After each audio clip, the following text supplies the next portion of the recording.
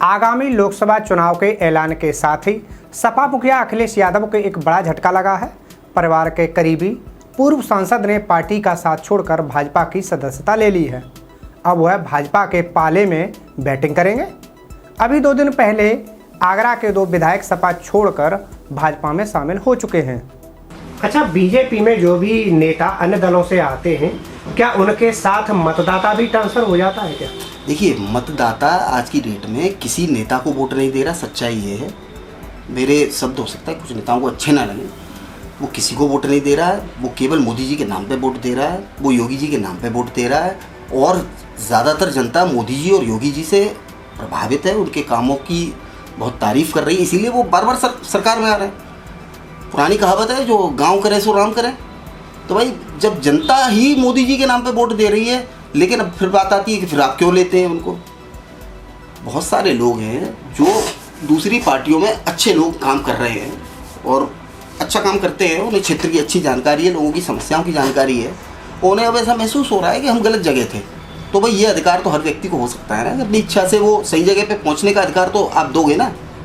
वही हो रहा है। बाकी वोट आप विश्वास मानिए मोदी जी और योगी जी के कामों पे मिल रहा है, भारतीय जनता पार्टी की विचारधारा पर मिल रहा है और वो मिलता रहेगा।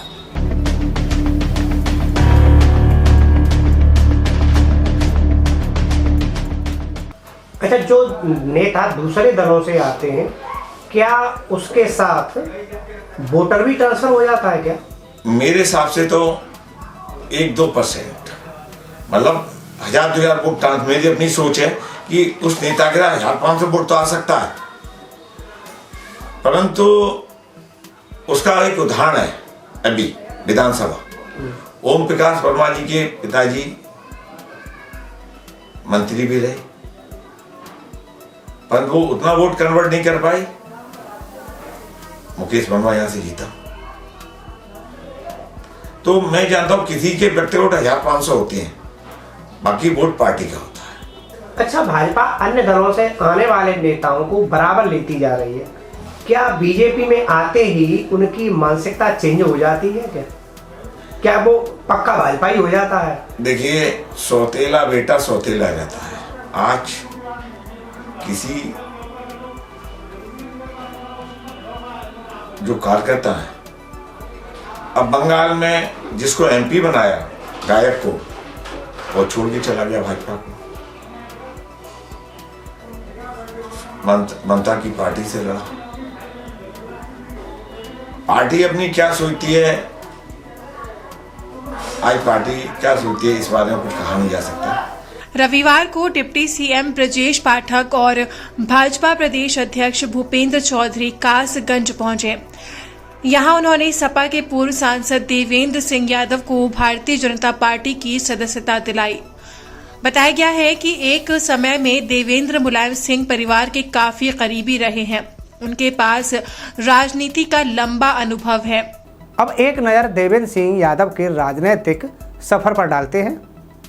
1976 में चंडौर सोसाइटी में अध्यक्ष पद पर चुने गए। 1981 में अलीपुर बरवारा के प्रधान चुने गए।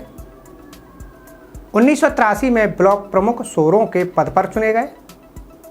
1988 में दोबारा ब्लॉक प्रमुख सोरों के पद पर आसीन रहे।